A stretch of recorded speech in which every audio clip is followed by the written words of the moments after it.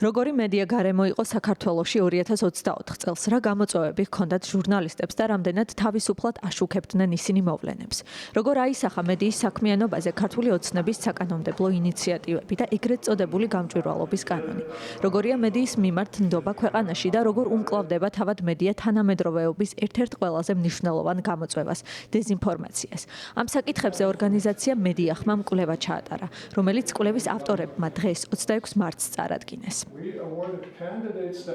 ქართული მედია რა თქმა უნდა დგას იმ პრობლემების წინაშე, რასაც ქვია ფიზიკური უსაფრთხოება, ასევე მე გამოვკვეთდი მენტალურ უსაფრთხოებასაც, რადგან ჟურნალისტებს უწევთ გაუმკლავდნენ სერიოზულ ბულინგსაც, ასევე კიდევ ერთი ძალიან მნიშვნელოვანი გამოწვევა არის ის, რომ სამწუხაროდ ზოგჯერ ჟურნალისტები ხდებიან სხვა პარტიის სიმბიოზური ურთიერთობის მსხვერპლი, ამას შეიძლება ისინი გახადოს ნაკლებად სანდო ჟურნალისტებად. 2024 წლის მედია გარემოში უკვე ჩანდა რეპრესიული მეთოდები, რომელსაც ხელისუფლება იყენებდა.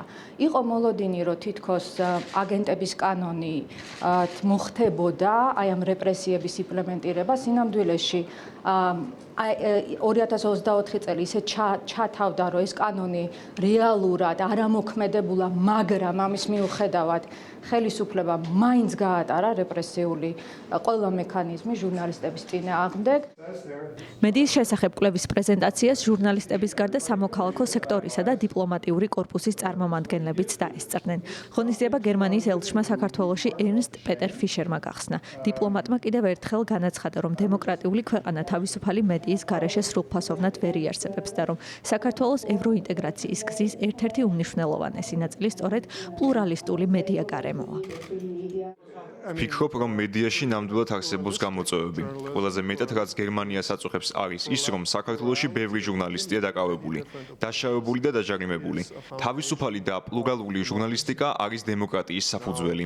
ახლა ქართველების გადასაწყვეტია როგორ ქვეყანაში ცხოვრება სურთ, თუმცა თუ ევროკავშირში გაწევრება გინდათ, ქვეყანაში უნდა გქონდეთ თავისუფალი და პლურალური მედია გარემო. თუ არ გსურთ, ევროკავშირის წევრი ვერ იქნებით.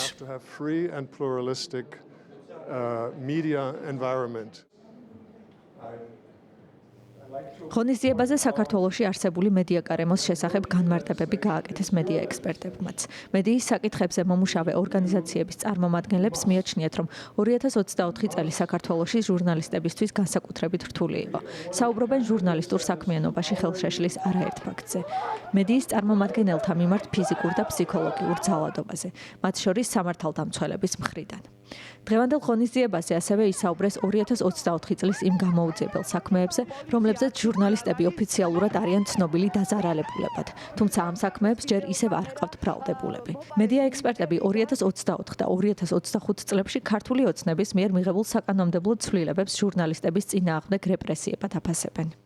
მათ შორის ცენზურის კანონმდებლობის და ივანიშვილის ფარას მიღების მცდელობა მაგას ემსახურება, რომ მათ შორის მედია გააჩვენოს. ამიტომ რეალური გამოსავალი რაც არის, ერთადერთი ეს არის სოლიდარობა ერთმანეთის მიმართ და მხარდაჭერა, ვისაც როგორ შეუძლია, როგორც ანალოგიური პროცესი არის უწყვეტი აქციებისა. სხვა შემთხვევაში იმდენად გარემო არის შექმნილი, ისეთი ინსტრუმენტები აქვთ უკვე ხელში, ვერ იარსებებს ვერცეთი დამოუკიდებელი მედია.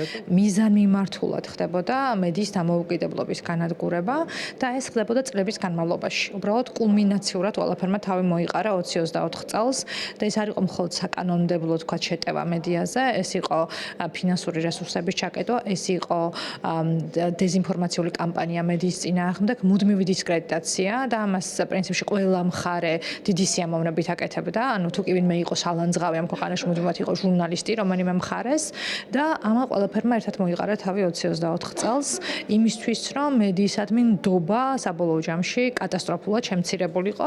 ეს ვერ მოხერხდა საბოლოოდ, მაგრამ ეს იყო მცდელობები, რამაც მიგვიყვანა 2024 წლამდე. კვლევის ავტორების განმარტებით მედია გარემო შეაფასეს 20 მედია საშუალების 23 წარმომადგენლის შეფასებაზე დაყრდნობით და შემდგომი შედარებითი ანალიზით. ამის შემდეგ კი შეიმუშავეს რეკომენდაციები, რომლებიც მედიის გარდა მიემართება ხელისუფლებას, ოპოზიციას, საერთაშორისო და ადგილობრივ ორგანიზაციებს, ასევე საგანმანათლებლო დაწესებულებებს. დოკუმენტში წერია, რომ ქართულ მედიას მოუწევს არამხოლოდ გადარჩენის, არამედ განვითარების სხვადასხვა ინოვაციური სტრატეგიების შემუშავება და უცვლელია ის მთავარი რეკომენდაციაც, რაც ამავე ღონისძიებაზე გერმანიის ელჩმა კიდევ ერთხელ გაახმოვანა. თავისუფალი და დამოუკიდებელი მედიის უმნიშვნელოვანესი როლი ქვეყნის ევროპული მომავლის გზაზე.